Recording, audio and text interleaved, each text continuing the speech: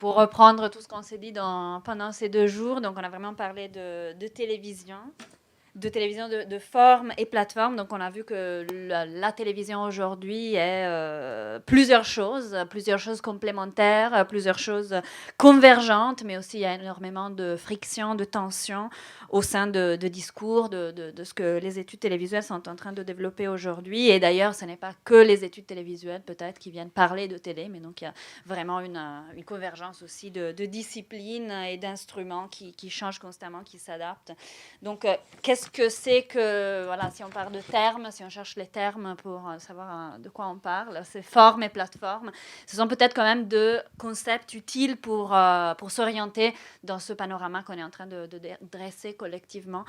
Des points de vue donc sur la convergence, donc des technologies, des formats, d'accord. Donc Larissa, merci. On remarque donc que c'est aussi des usages surtout. Des usages, des relocalisations, pour utiliser le terme de Casetti, qui donc voilà, voit le contenu migrer, le contenu s'adapter d'un point de vue carrément aussi écologique, si on veut, dans des circuits de type transnational, surtout comme Andrea et Sharon ont montré, mais aussi Mariam Makolata aujourd'hui, non sans de nombreux conflits. Donc, cette question d'adaptabilité me semble très intéressante au niveau microscopique, au niveau macroscopique aussi. On essaie de parler de plusieurs intersections entre ces dimensions. Les dimensions culturelles, les dimensions esthétiques et technologiques aussi qui reviennent beaucoup dans vos discours. La question de plateforme peut-être comme technologie, infrastructure, mais aussi situation. C'est quand même aussi un concept qui me semble particulièrement pertinent pour décrire un peu tout ce que vous avez montré. Et les formes, bien sûr, comme forme esthétique, comme des éléments esthétiques, comme des critères pour la création, comme des critères relevant de questions de jugement de goût, de qualité, donc ce terme particulièrement problématique, on l'a vu. On a parlé de multiple quality indicators et tous les liens entre ces dimensions-là. Donc un territoire complexe. Ces 2 journées ont quand même contribué à peut-être y voir un peu plus clair, en remontant aussi dans l'histoire. Donc, j'ai beaucoup apprécié les différents télescopages qu'on a vus, surtout avec Anne-Catherine, à partir de donc, les années 30-40, voir comment les anticipations de la convergence étaient déjà là dans la façon d'imaginer la télévision et de traiter la télévision. Donc, on a vu, par rapport à la question du transmédia, à quel point les publics et les usages sont importants. Donc, Mélanie Bourda, Lise Evans ont vraiment traité de toutes ces questions, de ces contextes convergents, de ces usages convergents. Et donc, comment aussi les plateformes vont changer la façon dont on pense la télévision.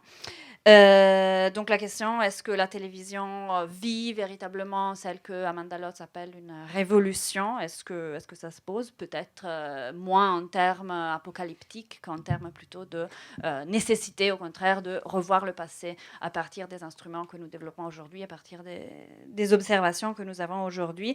La question du flux, donc question que plusieurs d'entre vous ont abordée, donc Valentina, Audrey, Tony aussi, la question de la simultanéité, cette question qui émergeait au début de la télévision, qui sont aussi toujours particulièrement pertinentes aujourd'hui.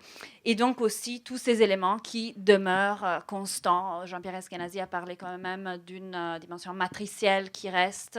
Luca Barra a montré à quel point on peut voir toute une différente typologie qui se développe, différentes formes, mais tout en gardant quand même des liens avec des éléments constants dans l'histoire de notamment la télévision américaine.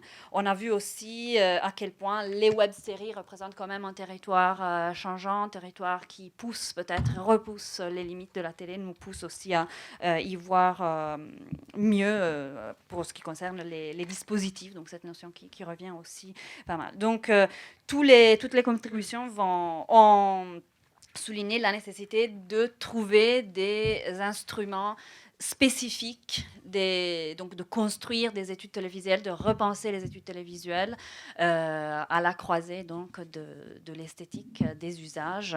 Sharon a aussi souligné à quel point, même si on part de format d'un point de vue économique, il faut quand même toujours revenir sur la dimension proprement spécifiquement télévisuelle, et donc aussi construire des méthodes et des théories adaptées, mais toujours en croisant les approches, toujours en allant vers donc en partage de connaissances. Donc c'est vraiment dans le partage que ces 2 journées se sont faites, donc vraiment un véritable dialogue, je trouve, d'écoute et de dialogue, donc je suis vraiment très satisfaite et je vous remercie tous d'avoir vraiment contribué à construire quelque chose, je pense. Donc, remerciements nécessaires à, bien sûr, tous les participants. Merci pour la qualité, la pertinence de vos interventions.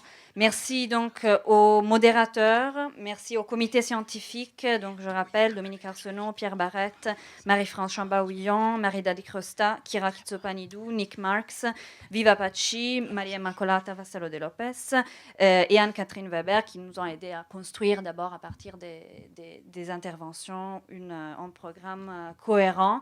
Je remercie donc aussi tous ceux qui ont rendu possible ce travail, donc ceux qui nous ont financés. Donc d'abord le CRSH, le Conseil de sciences humaines, de recherche de sciences humaines du Canada, qui a vraiment rendu possible ce colloque. TECNES, le Graphix, le département d'histoire de l'art et d'études cinématographiques, la faculté des arts et des sciences de l'Université de Montréal et la Cinémathèque qui nous a accueillis avec vraiment beaucoup d'attention. Et surtout, donc, je tiens à remercier la merveilleuse équipe. Donc, vous êtes merveilleux, qui ont tweeté, qui vont faire ou qui ont fait déjà des comptes rendus sur le site du Labo Télé. Et vraiment qui m'avait aidé bien avant ces 2 journées à construire tout ce travail, à construire le Labo Télé avant. Donc, je suis vraiment reconnaissante et contente de travailler avec vous. Samy, Clara, Pierre, Marc-Antoine, Camille, Sydney, Bérénice, Magali et surtout Larissa, je dois vous dire. Merci, un travail immense. Donc, merci à tout le monde et vous êtes conviés donc à un cocktail en marche.